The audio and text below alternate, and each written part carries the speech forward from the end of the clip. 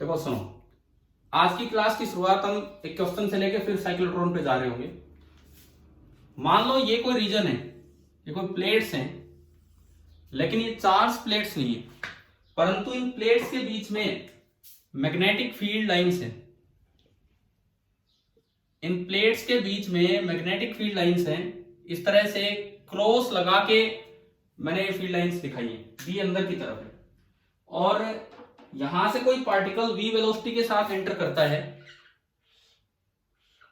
v velocity के साथ particle पे चार्ज q है और मास m है, और ये v वेलोसिटी के साथ यहां एंटर कर रहा है। ठीक है, अब मान लो दोनों प्लेट्स के बीच का सेपरेशन है d, ये हमें दिया गया है d, जो जहां से एंटर कर रहा है वो ओरिजिन, आगे वाली लाइन x एक्सिस, ये आपका x एक्सिस है, एंड ऊपर वाला लाइन y एक्सिस, ये आपका y एक्सिस है। एक x एक्सिस है, एक y एक्सिस है, इस तरह से है ये। अब देखो, मान लो पॉजिटिव चार्ज है, तो बताइए किधर बेंड होगा, ये एंटर करते ही किधर बेंड होगा, बताओ। एंटर करते ही किधर बेंड होगा? लोरेंट्ज फोर्स से। हाँ जी, वी क्रॉस बी। आप थोड़ा यार एक्टिव रहो, आपका बैच कम जवाब दे रहा है। इधर देखिए, हाँ तो ये पहली बार में बोला करो, एक बार पूछते ही वी ऊपर बी अंदर, तो वी क्रॉस बी इधर लेफ्ट की तरफ ये बेंड होगा। अब हमसे पूछा गया है कि what should be the range of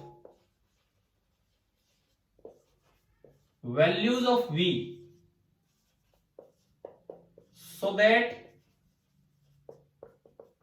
it does not collide the upper plate, so that it does not collide the upper plate, यह हमें बताना है। मतलब देखो, अगर आपने कम स्पीड दी तो ये यहां से छोटा रेडियस बनाएगा, क्योंकि r का फॉर्मूला होता है mv/qb, तो v जितना कम होगा, और ये सेमी सर्कल बनेगा, ये तो दिख रहा है इसमें। और ये सर्कुलर पाथ इसलिए है क्योंकि v और b अंदर है, v ऊपर है, तो v और b एक दूसरे के परपेंडिकुलर, इसलिए पाथ तो सर्कुलर ही होगा। चाहे वो किसी और एंगल पे भी आए तब भी पाथ तो सर्कुलर ही होगा। बताओ ज्यादा से ज्यादा स्पीड कितनी दे सकते हैं? और बड़ी देंगे ये सर्कल बनेगा, और बड़ी देंगे ये सर्कल बनेगा। लास्ट से लास्ट कितनी, कहां तक आप ले जा सकते हैं? जब बस ये पार्टिकल यूं टच होते होते निकल जाए और ये इसका सर्कल बने, सेमी सर्कल, ये वो आखिरी केस है।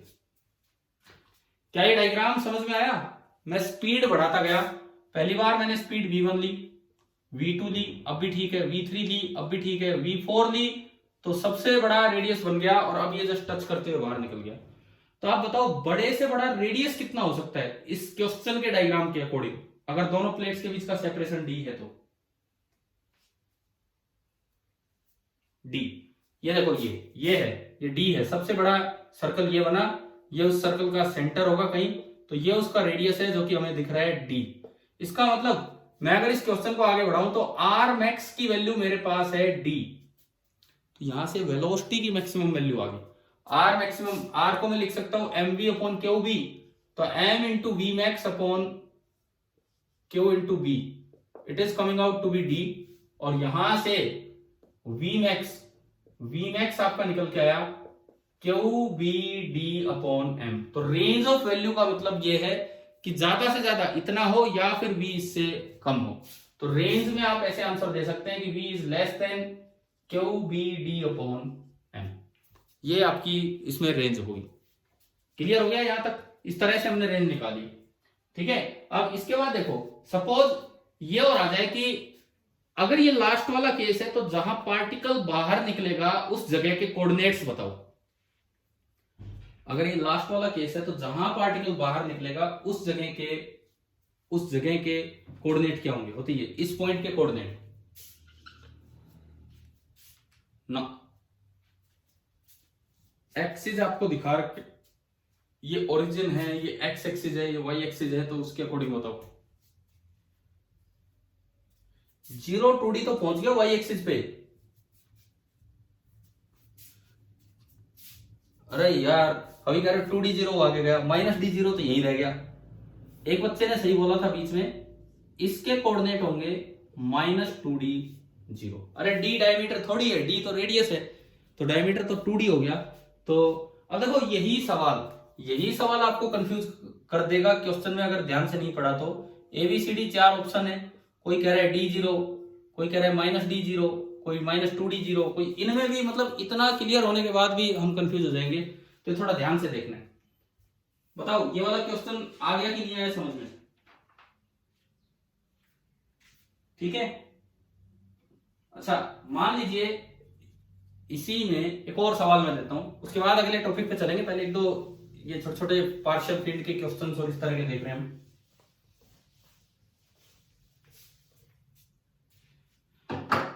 सपोज आपको वही दो पार्ट दिए, इधर भी जीरो, इधर भी जीरो। पिछली बार मैंने वो हॉरिजॉन्टली लाइंस दिखाई थी, इस बार वो वर्टिकली दिखा दी इस तरह से।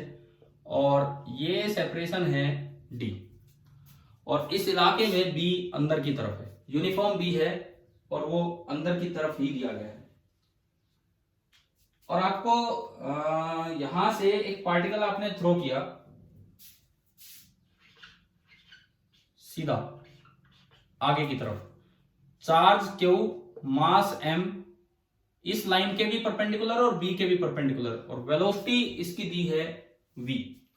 मैंने अभी वो केस तो करवा दिया, ये तो मैंने वैसे ही यार मिटा के बना लिया, आप उसी में डायग्राम में कंटिन्यू कर सकते थे, उसी सेम डायग्राम में। लास्ट से लास्ट V आप निकाल चुके, अगर आप उससे भी ज्यादा V से फेंकेंगे तो क्या होगा? लास्ट से लास्ट V आप निकाल चुके हैं, अगर उससे भी ज्यादा V से फेंकेंगे तो क्या होगा? सपोज मुझे दिया गया है, और बताना अभी V क्या निकल के आया था जो अभी हमने निकाला था, मैक्सिमम V QBD/m। मुझे ये दिया गया है this V is greater than QBD/m। मैंने जस्ट उस डायग्राम को हॉरिजॉन्टल की बजाय वर्टिकल कर दिया है प्लेट्स को। तो अब ये particle V cross B, band तो इधर होगा, बैंड तो इधर होगा, परंतु ये पूरा नहीं कर पाएगा सर्कल और यहां से बाहर निकल जाएगा इस तरह से। अब मैंने माना कि t बराबर 0 पे इसने एंट्री ली है। क्या डायग्राम समझ में आ रहा है ना? वही सेम क्वेश्चन में आगे बढ़ा रहा हूं, बस ये थोड़ा ओरिएंटेशन चेंज हो गया। और यहां ये बाहर निकलता है t इक्वल टू T0 पे, तो T0 is the time spent in the field. Field के अंदर पार्टिकल ने कितना टाइम स्पेंड किया, तो आपको निकालना है T0। फाइंड T0, T0 कितना होगा? जैसे पूरा सर्कल होता तो 2πm/qb, पिछली बार आधा सर्कल था तो πm/qb। अब फिलहाल ये टाइम कितना होगा ये हमें निकालना है। अपने कॉपी पेन साथ लेके बैठी हुई, हम कोई बात नहीं 2-2 मिनट वेट करते चलेंगे, लेकिन आप साथ में अप्लाई करते चलिए कि क्या है, किस तरह से निकालना है।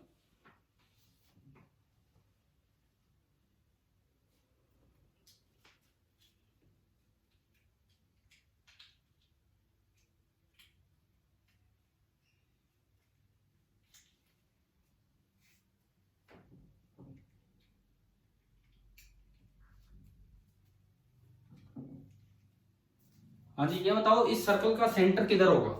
जिस तरह का ये टर्न है, इस सर्कल का सेंटर, जब यहां एंट्री हुई V क्रॉस B ऊपर है, तो यहां एंट्री होगी V क्रॉस B इधर होगा, मतलब यहां एग्जिट होगा। तो यहां से फोर्स इस लाइन इस डायरेक्शन में लगा और यहां से फोर्स इस डायरेक्शन में लगेगा, दोनों फोर्स जा रहे होंगे टुवर्ड्स द सेंटर।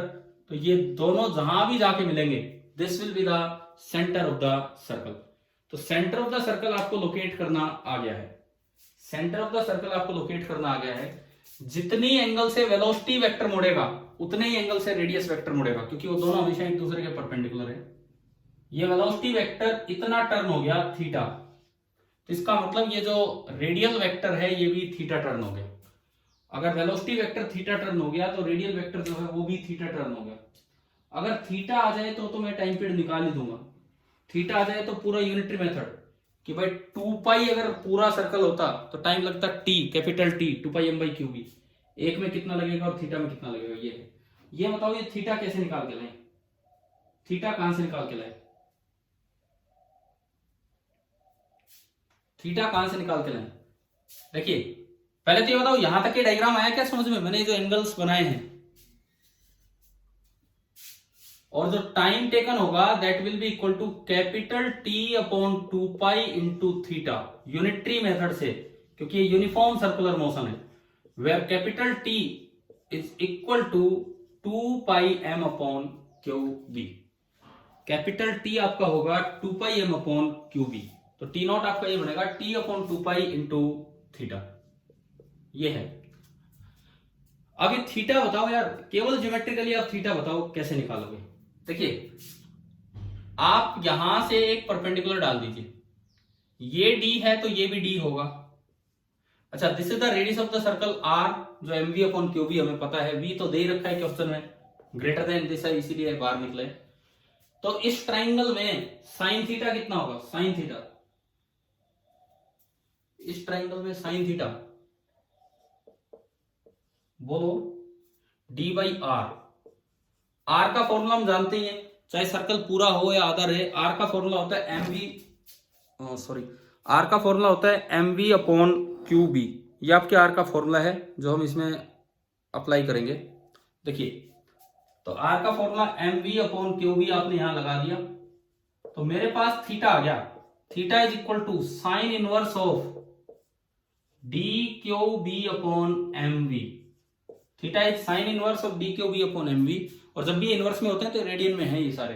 अब आप इधर आओ, यूनिटरी मेथड, पूरा 2 पाई एंगल अगर सेंटर पे होता तो टी टाइम लगता, यूनिट एंगल अगर होता तो टी अपॉन 2 पाई, और थीटा एंगल है तो T upon 2 pi into theta. तो ये आपका ये हो गया, मैंने टी की वैल्यू इसमें पुट की तो 2 पाई से 2 पाई कट जाएगा, और टी नॉट आएगा M upon Q B into theta, और थीटा की वैल्यू है sine inverse of D Q B upon M V. अभी बताओ ये क्वेश्चन कैसे करना है, क्या ये समझ में आ गया कि नहीं आया? हाँ जी बोलिए, क्लियर है कि किस तरह से हम यूनिटरी मेथड का यूज करके थीटा निकाल के यहां तक पहुंचे? ठीक है। अब इसके बाद मैंने कल पढ़ाया था हेलिकल पाथ, मैं उन्हीं को एक बार जस्ट रिवाइज करवा रहा हूं थोड़े थोड़े क्वेश्चंस के थ्रू, फिर हम वही चलेंगे, charge in E and B. Helical path में मैंने कहा था कि अगर पिच बढ़ानी हो तो उसका तरीका बताओ क्या था, अगर पिच बढ़ानी हो तो उसका तरीका क्या था? इलेक्ट्रिक फील्ड अप्लाई कर देंगे, बिल्कुल ठीक। तो मैं एक बार वो डायग्राम बना के आपको दिखा रहा हूं, इलेक्ट्रिक फील्ड अप्लाई करने वाला डायग्राम, वो देखिए आप।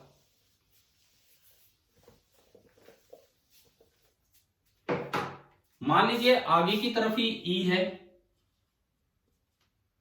और आगे की तरफ ही बी है, ई और बी दोनों आगे की तरफ है इस तरह से। तो अब इसमें अगर आप कल की तरह एक चार्ज पार्टिकल को एंट्री दें यूं किसी थीटा एंगल पे, हमने बी की लाइन के साथ ये एंगल थीटा माना था, सपोज ये एंट्री है थीटा एंगल पे, तो हमने कहा था कि वी के दो कंपोनेंट कर दो, एक V cos theta V parallel और एक V sine theta V perpendicular. V parallel तो सीधा लेके चलेगा, वी परपेंडिकुलर सर्कल में चलाएगा। अच्छा, जो शुरुआत होगी वो तो इसके टेंजेंशियल ही होगी, क्योंकि वेलोसिटी हमेशा पाथ के टेंजेंशियल होती है इस तरह से। अब ये जो इसका पाथ बनना था, यहां आते आते एक राउंड पूरा हुआ, शुरू से लेके यहां तक जो है दिस वाज कॉल्ड पिच। लेकिन कल भी कोस थीटा कांस्टेंट था, क्या आज इस डायरेक्शन में लगातार वो कांस्टेंट वेलोसिटी से चल रहा है? जब हमने फील्ड लगा दिया तो नहीं चल रहा। तो आप मुझे ये बताओ ये दूरी कितनी होगी, यहां पिच कितनी होगी? ये पहली पिच, आज पिच अलग अलग होगी। कल तो पिच हमने लिख दी थी v cos theta into capital T, where capital T was 2 pi m by Q B. आज ये जो फर्स्ट पिच होगी ये कितनी होगी? देखो आगे इलेक्ट्रिक फील्ड है, पार्टिकल का चार्ज क्यू, मास m, तो पार्टिकल पे आगे की तरफ एक इलेक्ट्रिक फोर्स लगेगा क्यू इंटू ई, यानी कि आगे की तरफ पार्टिकल की एक एक्सेलरेशन होगी क्यू ई बाई एम, आगे की तरफ पार्टिकल की एक एक्सेलरेशन होगी क्यू ई बाई एम। और अगर मान लो ई भी यूनिफॉर्म है तो वो कांस्टेंट एक्सेलरेशन है।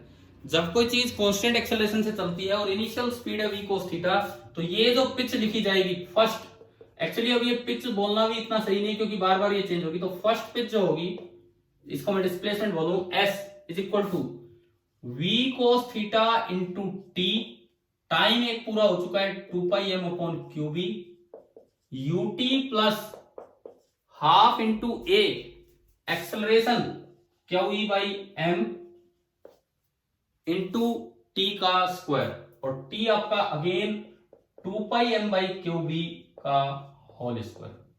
ये बताओ पहली बार पिच लिखना समझ में आ गया कैसे लिखी? हाँ जी, क्लियर है क्या ये एक्सप्रेशन? ठीक है। अब जब अगली बार जब आप ये डायग्राम बनाओगे तो ये जैसे भी ये चलेगा यहां से स्मूथली, नेक्स्ट टाइम जब ये निकलेगा तो और भी ज्यादा आगे चलेगा, और ये जो सेकंड पिच होगी, second pitch, this will be greater than first pitch. पहली पिच से दूसरी पिच बड़ी होगी, और अगेन उस तरह की इक्वेशन चाहिए आप फिर से निकाल पाएंगे। या शुरू से लेके 2t टाइम तक का डिस्प्लेसमेंट निकाल लो, शुरू से t टाइम का निकाल लो, उसमें से घटा दो तो सेकंड पिच आ जाएगी। तो ये वो केस था कि जब आप इलेक्ट्रिक फील्ड भी लगाते हैं तो क्या होगा। अच्छा, उसके बाद फिर हमने पढ़ा कि दोनों E और B में अगर आप क्रॉस्ड E और B लगा देते हैं तो आप वेलोसिटी सेलेक्टर बना सकते हैं। कल पढ़ लिया ये आपने, ठीक है। आपकी बुक में, एनसीईआरटी बुक में जहां पे वेलोसिटी सेलेक्टर और ये दिया हुआ है, सुनो, पेज नंबर 140, एक बार अपनी बुक निकालो साथ में, page number 140 NCERT text book पे। कौन सा फिर बताऊं? फर्स्ट पिच वाला ही दोबारा बताऊं, फर्स्ट सेकंड दोनों बता दूंगा। देखिए आप, देखिए कल क्या हो रहा था कि इसकी वेलोसिटी के इनिशियली दो कंपोनेंट है, V sine theta, V cos theta, और मैग्नेटिक फील्ड इधर ही है। पहली बात, वी कोस थीटा की वजह से, क्योंकि वी कोस थीटा वी के परपेंडिकुलर है तो एक सर्कल में घूमता चलेगा, वी कोस थीटा की वजह से तो ये घूमेगा एक सर्कल में। क्लियर? अब बात आती है कि वी साइन, सॉरी मैं गलत बोल गया, दोबारा बोलता हूं, वी साइन थीटा की वजह से तो घूमेगा एक सर्कल में। अब वी कोस थीटा जो है वो बी के पैरेलल है। क्या B magnetic field V cos theta पे फोर्स लगा पाएगा या नहीं लगा पाएगा? बताइए, क्या B magnetic field V cos theta पे फोर्स लगा पाएगा या नहीं? क्या B magnetic field V cos theta पे फोर्स लगा पाएगा या नहीं? दोनों पैरेलल हैं, नहीं लगा पाएगा, क्योंकि v और v पैरेलल हो गए तो v क्रॉस v 0 हो जाएगा यहाँ। इसका मतलब इस मैग्नेटिक फील्ड का तो काम है केवल इस कंपोनेंट पे फोर्स लगाना, और क्योंकि वो इसके परपेंडिकुलर है तो अंदर की तरफ सर्कल में घुमाएगा। अगर और कोई कंपोनेंट नहीं होता तो अंदर की तरफ सर्कल में घुमाता, इस तरह से। लेकिन आपने एक इलेक्ट्रिक फील्ड और लगा दिया आगे की तरफ। अगर इलेक्ट्रिक फील्ड आगे लगा दिया तो उसका काम होगा एक इलेक्ट्रिक फोर्स आगे लगाना। एक इलेक्ट्रिक फोर्स आगे लगेगा Q इंटू E, तो उसकी वजह से इस पार्टिकल में आगे की तरफ एक एक्सेलरेशन आ जाएगी QE/m। उसकी वजह से इस पार्टिकल में आगे की तरफ एक एक्सेलरेशन आ जाएगी QE/m, और उस एक्सेलरेशन की वजह से जो आगे स्पीड v cos थीटा थी वो कांस्टेंट नहीं रहेगी, बल्कि वो बढ़ती चलेगी। बल्कि मैं आपको बताऊं कि जब वो t टाइम बाद यहां बाहर आएगा, t टाइम बाद जब वो यहां बाहर निकलेगा तो उसकी जो आगे वाली स्पीड है वो v cos थीटा नहीं रहेगी अब, बल्कि हो जाएगी v cos theta plus at, u plus at, v cos theta plus at, t time पूरा होने के बाद, और a है QE/m। और ये पिच निकालनी हो, first pitch, actually pitch word तब यूज करना चाहिए जब ये सारे सेम हो, पर मैं फर्स्ट सेकंड बोल के इसे अलग से बोल रहा हूं। फर्स्ट पिच, तो यहां से यहां तक की दूरी, तो इधर की तरफ डिस्प्लेसमेंट हो रहा है इस वेलोसिटी के साथ, इनिशियल वेलोसिटी, साथ में एक्सेलरेशन आगे है QE/m, और यहां आते आते टाइम हो चुका कैपिटल T। तो मैंने फॉर्मूला लगाया कांस्टेंट एक्सेलरेशन का, S बराबर ut plus half a t square, S बराबर ut plus half a t square, ये फॉर्मूला मैंने लगाया। तो ut, u initial speed v cos theta, t 2πm/qb, यहां से यहां तक का टाइम, एक राउंड का time, plus half into a into T square. तो ये डिस्प्लेसमेंट आपने आगे की डायरेक्शन में देख लिया। आप बताओ फर्स्ट पिच निकालना घर में तब आ गया समझ में? सेकंड पिच अगर निकालनी हो तो 0 से 2t तक का डिस्प्लेसमेंट निकाल लें। एक बार फिर से total first plus second pitch आ जाएगी, v cos theta into twice of this plus half into a into twice of this का स्क्वायर। वो टोटल पिच आई, उसमें से फर्स्ट पिच घटाओगे तो आपकी क्या बच जाएगी यहाँ पे? Second pitch. ये क्लियर हो गया सभी को कि अगर दूसरी बार ये निकालना हो तो कैसे निकालना? ठीक है, तो ये हमने पिचेस की बात की। उसके बाद फिर मैं आ गया था इस टॉपिक पे, motion in combined E and B। मैं आपकी एनसीईआरटी सीक्वेंस फॉलो कर रहा हूं। एक चीज मैंने इसमें अभी छोड़ी है जो मैं लूंगा, इसमें क्या था आपकी बुक में, पहले पॉइंट चार्ज पे फोर्स था, फिर एक स्ट्रेट करंट कैरिंग वायर पे फोर्स था, और फिर ये मोशन था। मैंने पॉइंट चार्ज पे फोर्स पढ़ा के ही आपको पहले मोशन करवा दिया है, क्योंकि ताकि पॉइंट चार्ज वाला मोशन खत्म हो, फिर हम स्ट्रेट करंट कैरिंग वायर और उन पे फोर्स देखेंगे क्या होगा। तो इसमें देखो, अभी मैं कह रहा था आपसे कि अपनी बुक निकालो, पेज नंबर 140, वेलोसिटी सेलेक्टर निकाल लिए ना आपने बुक, ठीक है। अब इसमें वेलोसिटी सेलेक्टर का जो लास्ट पैराग्राफ है, एक बार उस पे आते हैं, एक एक लाइन बड़ी इंपॉर्टेंट है, जहां पे फॉर्मूला आ गया v बराबर e बाई बी।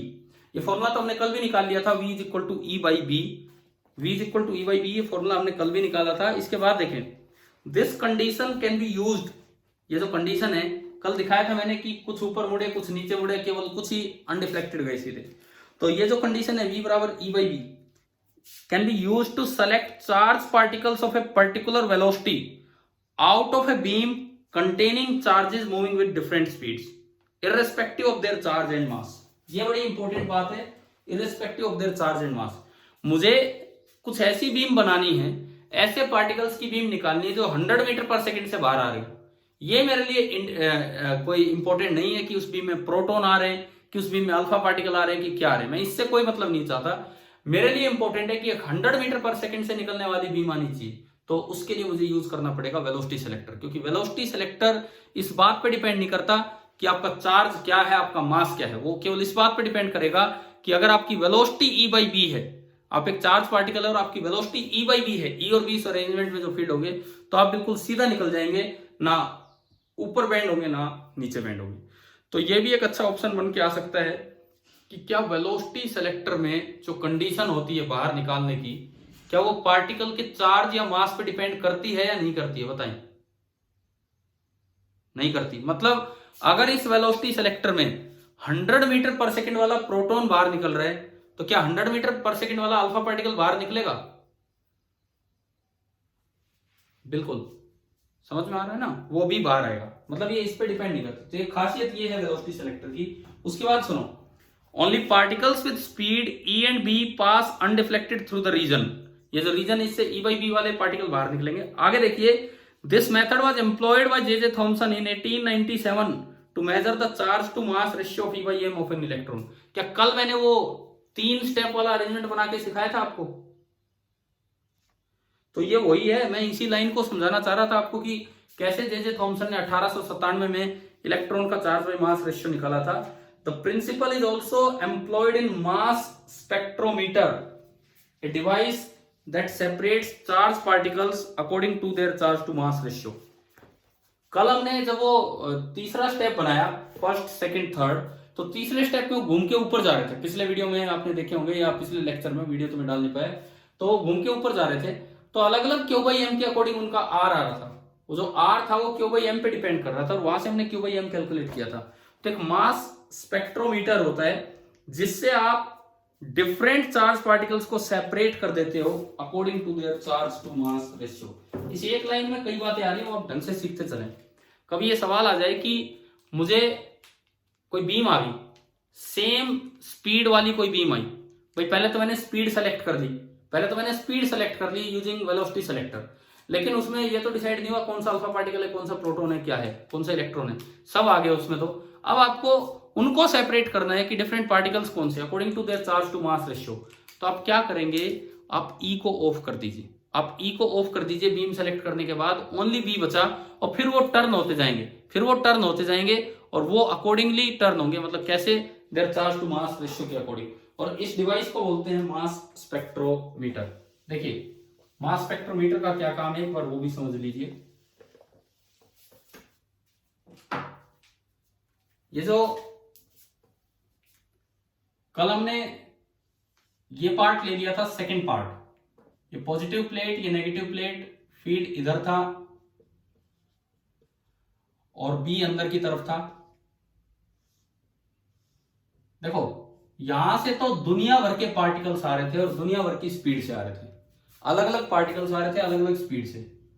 ये इसके सामने कोई इधर टकरा गया, कोई इधर टकरा गया, हमें वो मिले जो बस सीधे बचे, हमें केवल वो मिले जो बस सीधे बचे, और वो सीधे सीधे चलते रहेंगे, वो एज इट इज आपके सीधे चलते रहेंगे। अच्छा इसके बाद देखो, जब ये सीधे निकले, अब इसमें एक चीज तो ठीक है स्पीड तो सबकी सेम है, लेकिन इसमें तो प्रोटॉन भी आ रहा है, इसमें तो इलेक्ट्रॉन भी आ रहा है, इसमें तो अल्फा पार्टिकल भी आ रहा है। अब आप फिर से उन्हें सेपरेट करना चाहते हैं तो इसके लिए आप बना देंगे मास स्पेक्ट्रोमीटर, इसे बोलते हैं स्पेक्ट्रोमीटर। ये जो पहले वाला पार्ट था ये था आपका वेलोसिटी सिलेक्टर। स्पेक्ट्रोमीटर में क्या होगा, ओनली बी होगा। जैसे मान लो इसमें केवल बी है। अब मैं कह रहा हूं इसमें तीन चीजें हैं, एक प्रोटॉन है, एक अल्फा पार्टिकल है और एक इलेक्ट्रॉन है। तो बताओ कौन कैसे टर्न होगा, उसका पाथ ट्रेस करवाओ उधर स्पेक्ट्रोमीटर में। पहली बात, प्रोटॉन किधर बेंड होगा, ऊपर की तरफ नीचे की तरफ। प्रोटॉन ऊपर, V क्रॉस B ऊपर आ रहा है, तो प्रोटॉन और अल्फा पार्टिकल तो ऊपर जाएंगे। तो एक बात तो श्योर होगी कि जो इधर मुड़ा, जो इधर टर्न होके आया, जो इधर टर्न होके आया वो तो कौन है, इलेक्ट्रॉन। क्लियर हो गया ना, ये तो हो गया इलेक्ट्रॉन। अब ऊपर भी दो गए तो उनमें प्रोटॉन कौन सा होगा और अल्फा पार्टिकल कौन सा होगा, ये डिपेंड करेगा उनके क्यू/एम पे। कैसे बताओ, प्रोटॉन कौन सा होगा और अल्फा पार्टिकल कौन सा होगा। मैं कहता हूं कि ऊपर दो गए, एक छोटे रेडियस में उड़ा और एक थोड़ा बड़े रेडियस में उड़ा, तो कौन सा प्रोटॉन है और कौन सा अल्फा पार्टिकल है। ये सवाल आते हैं भाई ऐसे छोटे छोटे गुण के, यहीं से कौन सा प्रोटॉन है कौन सा अल्फा पार्टिकल है।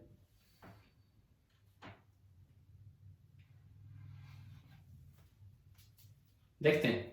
सबसे पहले मैं लिखूं ये प्रोटॉन, ये अल्फा पार्टिकल। पहले मैंने लिखा उनका मास m, प्रोटॉन का मास 1 mu और अल्फा का 4u। करवाए थे ना ऐसे सवाल पीछे कंपैरिजन वाले। फिर मैं लिखता हूं चार्ज, तो जो प्रोटॉन है उसका चार्ज E, अल्फा पार्टिकल का चार्ज 2e। फिर मैं लिखता हूं specific charge Q/m, specific charge में लिख रहा हूं Q/m। इसका तो हो गया 1u/e एंड इसका हो गया 2/4 Q/m 2/4, तो हाफ u/e, तो ये 1 और ये हाफ। अब रेडियस देखो Q/m पे कैसे डिपेंड करता है।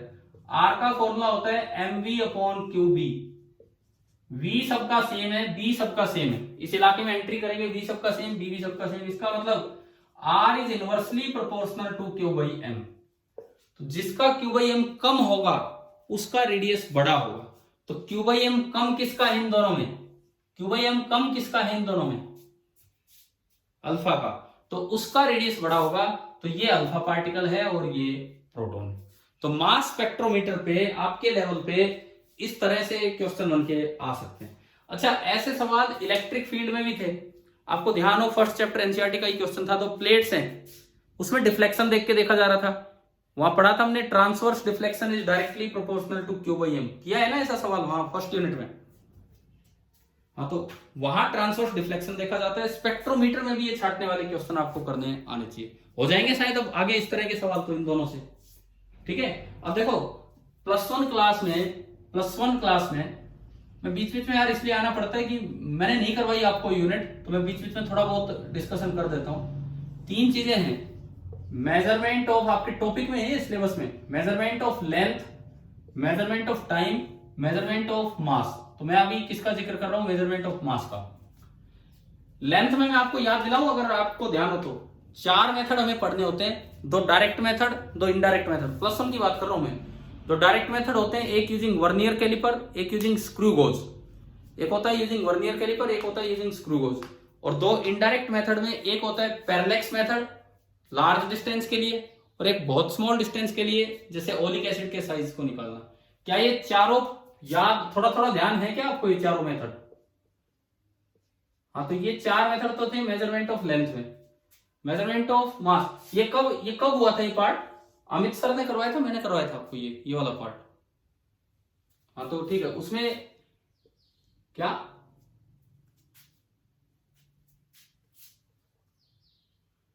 ठीक है, तो उसमें वही ध्यान रखना। देखो अब आगे अगली साल तो सब कुछ ही देना है आपको। 4 मेथड वहां देखने, vernier calliper, screw gauge, parallax method for measurement of large distance and very small distance measurement such as oleic acid size, क्या हो, कैसे निकालते हैं मोलिकुलर साइज। तो 4 चीजें वहां अच्छे से आनी चाहिए। मेजरमेंट ऑफ मास में 3 चीजें वहां बताई गई हैं एनसीईआरटी में। एक यूजिंग बीम बैलेंस, तराजू, एक यूजिंग स्प्रिंग बैलेंस, और तीसरा होता है मास स्पेक्ट्रोग्राफ। तो ये है मास स्पेक्ट्रोग्राफ। इस तरह का यूज करके रेडियस कैलकुलेट करके वो मास निकाल लाते हैं यहां से, अगर चार्ज आपको पता हो तो। ये उसका प्रिंसिपल है जो मास स्पेक्ट्रोग्राफ में हम यूज करते थे। तो चलिए यहां तक तो पार्ट आ ही गया है समझ में, ठीक है। हमने दोनों ई और बी के अंदर ही मोशन वगैरह देखा। इसके बाद देखो आगे बढ़ते हैं अब। अरे यार 8:45 के करीब टाइम हो गया, मैं तो रिवाइज करवाते करवाते रह गया। हम आज की क्लास की शुरुआत कर रहे थे साइक्लोट्रॉन से, वो वहां तक पहुंचने में ऑलमोस्ट 40 मिनट लग गए हमें। चलो कोई नहीं, अभी हम देखते हैं साइक्लोट्रॉन, जो motion in combined transverse E and B की दूसरी एप्लीकेशन है, दैट इज साइक्लोट्रॉन। आपकी बुक में एक डायग्राम दिया है, मैं उससे थोड़ा सा और बेटर डायग्राम बनाता हूं। बुक में जो दिया है वो तो दिख ही रहा है हमें, थोड़ा सा और बेटर करता हूं उससे। देखिए साइक्लोट्रॉन में क्या होता है, इस तरह की मेटालिक डी बोलते हैं क्योंकि ये डी शेप की होती है। क्या ये समझ में आ रहा है? ये एक डी टाइप एक डब्बा है, खाली डब्बा है, अंदर से मेटल का बना है। इसके सामने थोड़े गैप के बाद एक और ऐसी ही डी होगी, बिल्कुल पैरेलल डीज होती है आमने सामने।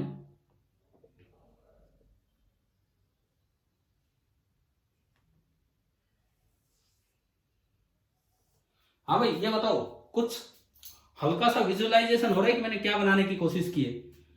आमने सामने 2 मीटर, मैं यही डायग्राम बना रहा था आपकी बुक में, बस इन्होंने थोड़ा बिल्कुल सपाट टॉप व्यू दे दिया। इन्होंने टॉप व्यू दिया है सीधा ऊपर से। बुक खोली हुई है आपने, पेज नंबर 141 पे डायग्राम है। हाँ तो मैं उसी को थोड़ा सा और 3D टाइप लुक देना चाह रहा हूं। ये आपका साइक्लोट्रॉन की 2 मेटालिक डीज होती हैं, इनके साथ लगा होता है एक ऑसिलेटर। इन मेटल्स के साथ एक ऑसिलेटर क्या होता है, एक ऑसिलेटर ये होता है एसी, जो बार बार अपने प्लस माइनस चेंज करता रहे और इलेक्ट्रिक फील्ड की डायरेक्शन चेंज करता रहे, उसे बोलते हैं ऑसिलेटर। ये है एक ऑसिलेटर, जैसे डीसी बैटरी होती है ऐसी ऑसिलेटर होता है। और ये एक हाई फ्रीक्वेंसी ऑसिलेटर होता है। हाई फ्रीक्वेंसी का मतलब वेरी लो टाइम पीरियड, मतलब बहुत जल्दी जल्दी ये प्लस माइनस चेंज करेगा, बहुत जल्दी जल्दी, इस तरह का ही होता है। अब इसमें एक मैग्नेटिक फील्ड और क्रिएट किया जाता है, ऊपर से नीचे भी आप कर सकते हैं, नीचे से ऊपर भी। आपकी बुक में डॉट डॉट डॉट डॉट दिखा रखे हैं, डॉट डॉट डॉट डॉट का मतलब है नीचे से ऊपर की तरफ। तो बुक में जो मैग्नेटिक फील्ड क्रिएट किया गया है वो इस डायरेक्शन में क्रिएट किया गया है, नीचे से ऊपर की तरफ, इस तरह से। अब सबसे पहली बात, जो गैप है, गैप, ये बीच वाला गैप, इसमें तो ई और बी दोनों प्रेजेंट है। मैग्नेटिक फील्ड तो हर जगह प्रेजेंट है, इलेक्ट्रिक फील्ड केवल गैप में प्रेजेंट है। कारण यह है कि मेटल की बॉडी के अंदर ड्यू टू इलेक्ट्रोस्टैटिक शील्डिंग हम ये मान सकते हैं कि इलेक्ट्रिक फील्ड नहीं होगा, ओनली कौन सा फील्ड होगा, मैग्नेटिक फील्ड। तो अगर ये बात समझ में आ रही हो कि ये बीच वाले गैप में तो ई और बी दोनों प्रेजेंट है, लेकिन जो मेटल की डी है उनमें बताओ केवल कौन सा फील्ड है मेटल की डी के अंदर, केवल मैग्नेटिक फील्ड। गैप में दोनों फील्ड है, लेकिन जहां अंदर केवल मैग्नेटिक फील्ड है तो वहां तो मैग्नेटिक फील्ड डोमिनेंट होगा, और गैप में ई और बी दोनों है तो वहां इलेक्ट्रिक फील्ड डोमिनेंट होता है, और ई के अकॉर्डिंग पार्टिकल चलने लग जाता है, क्योंकि ई यूजुअली स्ट्रॉन्ग होता है as compare to magnetic field. तो ये हम यहाँ पे यूज करेंगे। अच्छा, मैग्नेटिक फील्ड कैसे जनरेट किया, वो जनरेशन ऑफ मैग्नेटिक फील्ड में देख रहे होंगे, पोल्स वगैरह का यूज करके। चले तो इसके बाद देखो अब आगे, अब क्या किया जाता है, इसमें साइड में या बीच में किसी गैस को हीट किया, हाइड्रोजन गैस को हीट किया, उससे प्रोटॉन जनरेट हो गया, हीलियम गैस को हीट किया, उससे अल्फा पार्टिकल जनरेट हो गया।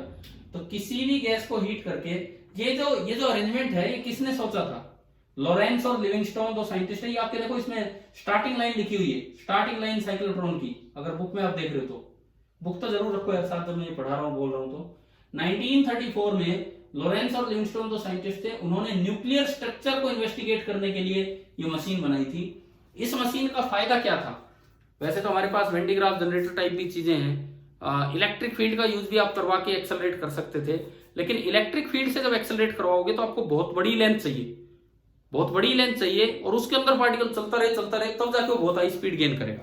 यहाँ क्या होता है, एक छोटी सी लेंथ में ही बार बार चक्कर काट के बीच बीच में उसको इलेक्ट्रिक फील्ड से एक्सेलरेट करवाया जाता है, और वो काफी हाई स्पीड गेन कर देता है। अब आप समझो, इसका काम बड़ा आसान सा काम है। देखिए, यहां जैसे ही पार्टिकल जनरेट हुआ, गैप में कौन सा फील्ड डोमिनेंट है? गैप में इलेक्ट्रिक। सपोज पॉजिटिव चार्ज हमने जनरेट किया और इलेक्ट्रिक फील्ड आगे है, तो पॉजिटिव चार्ज आगे की तरफ चलेगा और ये कुछ एनर्जी गेन करके, कुछ स्पीड बढ़ा के मैग्नेटिक फील्ड में एंट्री ले जाएगा, मैग्नेटिक फील्ड में आगे की तरफ एंट्री होगी। अब बताओ, V आगे है, मेरे सामने D है, मैं ऐसे देख रहा हूं, V आगे है, B ऊपर है, V आगे है, B ऊपर है, तो बताओ इस पॉजिटिव पार्टिकल पे मैग्नेटिक फोर्स किधर लगेगा? Right hand thumb rule, V cross B, बताइए, बाहर की तरफ, इस साइड। तो ये पार्टिकल इधर की तरफ बेंड होगा, क्योंकि अभी स्पीड थोड़ी है तो एक थोड़ा ही छोटा चक्कर ये लगा लेगा, छोटा सा चक्कर ये लगा लेगा और ये बाहर की तरफ मुड़ के वापस हो जाएगा। डायग्राम दिख रहा है ना आपको क्लियर? डायग्राम दिख रहा है क्या हुआ है? बाहर की तरफ यूं डी के अंदर घूम के वापस हो गया। अब ये बताओ, मैग्नेटिक फील्ड में स्पीड बढ़ती है या नहीं बढ़ती है? मैग्नेटिक फील्ड में, मैग्नेटिक फील्ड में पार्टिकल की स्पीड बढ़ती है या नहीं बढ़ती है? बताइए। अरे मैंने कहा था, आपको बताया था कि मैग्नेटिक फील्ड जो होता है वो Q into V cross B, पता नहीं आपकी क्लास में बताया था कि 10th वाले में बताया था या कॉमन ही होगा, V क्रॉस बी। तो फोर्स का फॉर्मूला V क्रॉस बी है, तो इसका मतलब F is always perpendicular to V। Clear? F is always perpendicular to V, क्योंकि V क्रॉस बी का मतलब होता है कि जो क्रॉस प्रोडक्ट होगा वो A और B दोनों के परपेंडिकुलर होता है। जब भी कोई फोर्स वेलोसिटी के परपेंडिकुलर होता है तो it can not change the magnitude of velocity, it can only change the direction. तो मैं पूछता हूं कि क्या मैग्नेटिक फील्ड में स्पीड बढ़ती है पार्टिकल की? स्पीड चेंज हो सकती है? नहीं। ये बात याद रखें, magnetic field can never change the speed of moving particle, it can only change the magnitude of direction, because it always acts along a direction which is perpendicular to the motion, means which is perpendicular to the velocity of the particle। तो इसलिए कभी भी speed तो ये बढ़ाएगा नहीं, केवल और केवल डायरेक्शन चेंज करेगा। तो अगर इसने v1 स्पीड से एंट्री ली तो जब ये यहां से बाहर निकलेगा तो v1 स्पीड से निकलेगा। अब देखो, ऑसिलेटर लगाने का क्या पर्पज है? ऑसिलेटर लगाने का क्या पर्पज है कि जितनी देर में ये पार्टिकल घूम के आए उतनी देर में प्लस माइनस के ऑसिलेटर पलट दे। क्यों? अगर प्लस माइनस नहीं पलटे और फील्ड उधर ही है, फील्ड उधर ही है, तो वो फील्ड तो पार्टिकल को एक्सेलरेट नहीं बल्कि डिसेलरेट कर देगा, मतलब उसकी स्पीड बढ़ाएगा नहीं बल्कि स्पीड डाउन कर देगा। और मैं तो इसकी स्पीड बढ़ाना चाह रहा हूं, तो इसलिए यहां डीसी की बजाय ऑसिलेटर यूज किया। इस सवाल का जवाब आ गया आपको समझ में कि ये ऑसिलेटर क्यों यूज किया डीसी सप्लाई की बजाय?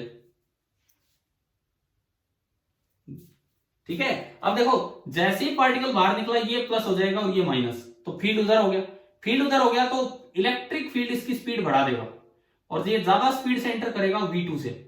स्पीड ज्यादा होगी, अब फिर फील्ड खत्म उसके अंदर, स्पीड ज्यादा होगी तो रेडियस भी क्या होगा?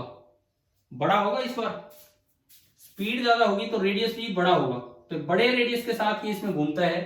लेकिन जब बाहर निकलेगा तो कितनी स्पीड से बाहर निकलेगा? अगर V2 से एंटर किया है तो V2 से ही, जब ये बाहर निकलेगा तो V2 से ही बाहर निकलेगा। देन इतनी देर में फिर से प्लस माइनस चेंज हो जाते हैं, जब भी ये घूम के आएगा ये फिर से ये इसके अकॉर्डिंग चलना पड़ेगा, नहीं तो गड़बड़ हो जाएगी। इतनी देर में फिर से प्लस माइनस चेंज और फील्ड उधर हो गया, फील्ड उधर हुआ तो उसकी स्पीड फिर बढ़ेगी और ये एंट्री हाई स्पीड से लेगा V3 से, एंड V3 से लेगा तो एक और बड़ा सर्कल। क्या समझ में आ गया किस तरह से इसकी स्पीड धीरे धीरे करके बढ़ा रहे हैं? अब ये बताओ, इसकी जो स्पीड है वो D के अंदर बढ़ रही है, गैप में बढ़ रही है? गैप में। इसीलिए बार बार जितनी बार ये गैप में से निकलेगा उतना ही अच्छा ऑसिलेटर रहेगा। लेकिन हर बार गैप में से निकलने के बाद रेडियस बढ़ेगा, हर बार गैप में से निकलने के बाद रेडियस बढ़ेगा, तो अल्टीमेटली ये एंड पे भी आ जाएगा। रेडियस ऑफ द डी जितना बड़ा राउंड भी लास्ट में लगा रहा होगा, और जब इतना बड़ा राउंड लगा के ये सीधा निकलेगा कहीं भी, तो यहाँ एक खिड़की होती है, खिड़की जिसे बोल देते हैं एग्जिट पोर्ट, और उसको ओपन कर दिया जाता है। वो जाता है बड़ी हाई स्पीड के साथ मेटल टारगेट के टकराता है और उसकी न्यूक्लियर स्ट्रक्चर के बारे में फिर हमें पता लगता है। वो हमारे सिलेबस से बाहर की बात है, हमें केवल ये साइक्लोट्रॉन देखना था कि कैसे ऑसिलेट करता है। यहाँ एंड में डिफ्लेक्शन प्लेट्स भी लगा रखी होती हैं जो कि भाई साइड में बाहर ना निकलने दे, बस इसको उस एग्जिट पोर्ट से ही बाहर निकलने दे, इस तरह की डिफ्लेक्शन प्लेट्स होती हैं। तो ये बताओ, साइक्लोट्रॉन की वर्किंग समझ में आई, किस तरह से काम करता है? ठीक है, क्लियर है कि नहीं? अब एक सवाल ये है कि साइक्लोट्रॉन को इवैक्यूएट करके बनाया जाता है, इसके अंदर वैक्यूम क्रिएट किया जाता है, क्यों? इसका कारण बताओ। इसका कारण क्या है सुनिए। अपनी बुक में देखो पेज नंबर 144 पे सबसे ऊपर जो पैराग्राफ स्टार्ट होता है उसकी पहली लाइन मिल गया, the whole assembly is evacuated. यार इनको अंडरलाइन किया करो, और उसके सामने बड़ा मार्जिन है, उसके सामने बड़ा मार्जिन दिया हुआ है एनसीईआरटी ने, इसलिए ताकि आप वहां अपने मार्जिन रिमार्क डाल सकें। तो वहां उसके बगल में आप ये क्वेश्चन सा लिख सकते हो कि भाई रीजन फॉर इवैक्यूएशन, कि क्या रीजन है, तो ये आपको यहां मिल जाएगा जब भी कभी रिवाइज करोगे। तो देखो ये इसीलिए तो छोड़ती है एनसीईआरटी मार्जिन। तो ये लिखता है the whole assembly is evacuated to minimise collisions between the ions and the air molecule. भाई आयन भी बड़ी छोटी चीज है, आप और हम नहीं है, आयन बहुत छोटे पार्टिकल है, इवन एयर मॉलिक्यूल से भी टकराएंगे तो उनकी स्पीड पे फर्क पड़ेगा। तो इसीलिए हम चाहते हैं कि इसकी स्पीड बहुत ज्यादा बढ़े, कि एयर मॉलिक्यूल से भी स्पीड कम ना हो, तो इसलिए एयर मॉलिक्यूल्स को हटा ही दिया जाता है। क्या ये सवाल समझ में आ गया है कि भाई क्या किस तरह से क्यों इसको इवैक्यूएट किया? क्लियर? ठीक है। अब आता है इसका प्रिंसिपल, साइक्लोट्रॉन का प्रिंसिपल क्या होता है, उस पर मैं आऊंगा। इस पे जहां ये साइक्लोट्रॉन टॉपिक स्टार्ट हो रहा है आपकी बुक में पेज नंबर 140 पे 3-4 लाइनें छोड़ने के बाद एक क्रॉस्ड फील्ड वर्ड दिख रहा है आपको, अब बुक में देख रहे हो ना सभी बच्चे, क्रॉस्ड फील्ड 3-4 लाइनें छोड़ने के बाद इटैलिक सा लिखा हुआ है अलग सा करके। उससे अगली लाइन देखो, साइक्लोट्रॉन यूजेस द फैक्ट, ये जो फैक्ट है this is the principle of cyclotron, the frequency of revolution of charge particle in a magnetic field is independent of it's energy. ये है प्रिंसिपल ऑफ साइक्लोट्रॉन, इस line को underline कर दें अपनी किताब में। प्रिंसिपल ऑफ साइक्लोट्रॉन की frequency of revolution of charge particle is independent of energy, या फिर आप यूं भी बोल सकते हैं the time period of revolution of a charge particle is independent of its speed. Energy तो स्पीड से रिलेट होती है और फ्रीक्वेंसी टाइम पीरियड से। हमने कल परसों जब भी पढ़ा ये पढ़ा कि टाइम पीरियड वेलोसिटी पे डिपेंड नहीं कर रहा होता है, क्योंकि उसका फॉर्मूला पूरे सर्कल का 2πm/qb, यानी कि जो फ्रीक्वेंसी है इसका रेसिप्रोकल वो एनर्जी, काइनेटिक एनर्जी पे डिपेंड नहीं करती। तो क्या प्रिंसिपल ऑफ साइक्लोट्रॉन आ गया समझ में क्या है? ठीक है, कैसे ये प्रिंसिपल है मैं वो समझाता हूं, कैसे ये प्रिंसिपल है वो समझाता हूं। उसके लिए देखो, जो घूमने की फ्रीक्वेंसी है उसकी, जो उसकी चक्कर काटने की फ्रीक्वेंसी है उसे बोलते हैं साइक्लोट्रॉन फ्रीक्वेंसी। एक दिन गर्वित आपने पूछा था कि ये साइक्लोट्रॉन फ्रीक्वेंसी क्या होती है, तो मैंने बाद में बता दिया था कि वही फ्रीक्वेंसी साइक्लोट्रॉन फ्रीक्वेंसी। इसकी जो न्यू रिवॉल्यूशन है उसे बोलते हैं साइक्लोट्रॉन फ्रीक्वेंसी, और वो इसका रेसिप्रोकल होगी, यानी कि qb/2πm। ये तो पार्टिकल पे डिपेंड कर रही है। क्या ये फ्रीक्वेंसी पार्टिकल की एनर्जी पे डिपेंड कर रही है? क्या बताओ, क्या ये frequency of revolution cyclotron frequency particle की एनर्जी पे डिपेंड कर रही है? नहीं कर रही। चाहे बाद में बड़ा सर्कल हो जाए छोटा, ये सेम रहेगी। इसका बड़ा फायदा है क्योंकि मेरे पास एक ऑसिलेटर है, ऑसिलेटर होते हैं फिक्स्ड फ्रीक्वेंसी के, ऑसिलेटर होते हैं बिल्कुल फिक्स्ड फ्रीक्वेंसी के। अगर उसकी फ्रीक्वेंसी कम ज्यादा होगी तो ये उसको मैच नहीं कर पाएगा। इसकी फ्रीक्वेंसी को बोलते हैं अप्लाइड फ्रीक्वेंसी न्यू ए, इसकी फ्रीक्वेंसी को बोलते हैं अप्लाइड फ्रीक्वेंसी न्यू ए। तो आप इसकी फ्रीक्वेंसी को उस पार्टिकल के घूमने की साइक्लोट्रॉन फ्रीक्वेंसी से इक्वेट कर दो, तो अब क्या होगा, फ्रीक्वेंसी इक्वेट होगी तो टाइम पीरियड इक्वेट हो गया, टाइम पीरियड इक्वेट हो गया तो आधे आधे टाइम बाद रोटेशन जो होगा प्लस माइनस वो भी इक्वेट हो गया। मतलब जब ये पार्टिकल आधा चक्कर पूरा करेगा इसके प्लस माइनस पलट जाएंगे, फिर आधा चक्कर पूरा करेगा फिर प्लस माइनस पलट जाएंगे। तो हर बार पार्टिकल को एक सपोर्टिंग फील्ड मिलेगा, अपोजिंग इलेक्ट्रिक फील्ड नहीं मिलेगा गैप में, एक सपोर्टिंग इलेक्ट्रिक फील्ड मिलेगा जो लगातार उसकी एनर्जी स्पीड को बढ़ाता रहेगा। तो ये बताओ इस कंडीशन को क्या बोलते हैं? इस कंडीशन को नाम देते हैं रेजोनेंस कंडीशन। देखिए बुक में वही मिलेगा, ये उसी में जहां ये फ्रीक्वेंसीज है। इक्वेशन 4.8 दिख रही है आपको, इक्वेशन 4.8 141 पेज पे, और उसके नीचे पैराग्राफ स्टार्ट होता है, वहां लिखते हैं the frequency new A of applied voltage is adjusted, और न्यू ए बराबर न्यू सी रहता है, और इस कंडीशन को बोलते हैं रेजोनेंस कंडीशन। आ गया समझ में? आ गया समझ में न्यू ए बराबर न्यू सी क्या है? भाई ये बताओ क्या ये रेजोनेंस कंडीशन समझ में आई कि नहीं आई? दोबारा सुन लीजिए आप, जितनी देर में इसका आधा चक्कर पूरा होगा उसका आधा साइकिल रोटेशन का हो चुका, फिर जितनी देर में आधा चक्कर पूरा होगा। देखिए ये जो ऑसिलेटर है, ऑसिलेटर की साइकिल इस तरह सेट कर दी जाती है कि भाई तू इस टाइम के अकॉर्डिंग अपनी वोल्टेज को चेंज करता रहे। पॉजिटिव नेगेटिव मतलब अपनी पोलैरिटी चेंज करेगा। ये 0 टाइम पीरियड की मैं बात कर रहा हूं, तो this is pi M by Q B and this is 2 pi M by Q B. तो ये उसका बार बार प्लस माइनस चेंज होना होगा। ये उसका टाइम पीरियड है और उसकी फ्रीक्वेंसी को बोलते हैं अप्लाइड फ्रीक्वेंसी, जो उसका रेसिप्रोकल है।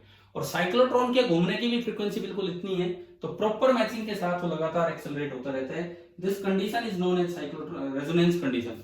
और मैंने कहा इसका प्रिंसिपल, साइक्लोट्रॉन का प्रिंसिपल ये था कि जो घूमने वाला पार्टिकल है उसकी फ्रीक्वेंसी, उसका टाइम पीरियड उसकी एनर्जी पे डिपेंड नहीं करता। अगर वो उसकी एनर्जी पे डिपेंड कर रहा होता तो ऑसिलेटर तो एक मशीन है जो अपने प्लस माइनस फिक्स करके चलती रहती है, और अगर उसके प्लस माइनस चेंज हो रहे होते, मतलब उसका टाइम पीरियड निकलने का चेंज हो रहा होता, तो वो इससे मैच नहीं हो पाता। तो आधी बार ऐसा मिलता कि जब वो निकल के आ रहा है तो फील्ड अपोजिट डायरेक्शन में है, तो इससे उसकी स्पीड बढ़ेगी नहीं बल्कि कम हो जाएगी। तो ये था आपका साइक्लोट्रॉन की बेसिक वर्किंग। पहले बताओ, अब बोलो भाई क्या यहां तक वर्किंग क्लियर होगी है या नहीं? ठीक है। अब आती है कि ये जो बाहर निकला जब पार्टिकल, तो उसकी काइनेटिक एनर्जी कितनी होगी। बाहर जब निकला है पार्टिकल तो उसकी काइनेटिक एनर्जी कितनी होगी। अब मैं इस चीज पे आ रहा हूं, देखिए जब ये पार्टिकल बाहर निकलेगा तो उसकी काइनेटिक एनर्जी कितनी होगी। Let radius of the D, let radius of D, वो मान लीजिए आर है, और रेडियस ऑफ डी जो है हमारा that is R. Radius of D R है, तो जो आखिरी राउंड होगा उस सर्कल का रेडियस भी मैं आर ही बोल सकता हूं। आखिरी राउंड में स्पीड मैक्सिमम होगी and that is M into V max upon Q B. तो यहां से मेरे पास वी मैक्स आ गया, जब पार्टिकल बाहर निकलने वाला है तो उसकी energy Q B R by M, ये आ गया वी मैक्स। अब जो काइनेटिक एनर्जी होगी, kinetic energy half into M into V max का स्क्वायर, तो Q B R by M का स्क्वायर, तो ये आया Q square B square R square by 2m, where R is the radius of the D, M is the mass of the particle. तो ये वो energy है जिसके साथ वो पार्टिकल बाहर निकलता है। ये इन्होंने नीचे करके दिखा रखा है आपकी बुक में 4.10 इक्वेशन में। चलो भाई ये बताओ साइक्लोट्रॉन आ गया समझ में। अब इसमें देखो एक दो लाइनें पढ़ो पेज नंबर 141 के एंड में। The operation of the cyclotron is based on the fact that the time for one revolution of an ion is independent of its speed और रेडियस। यही हम शुरू से बोल रहे थे, यही इसका प्रिंसिपल है कि टाइम पीरियड इसकी एनर्जी पे डिपेंड नहीं करता। ठीक है, ये तो हो गया। उसके बाद इसके यूजेस बताएं जो आप याद रखें।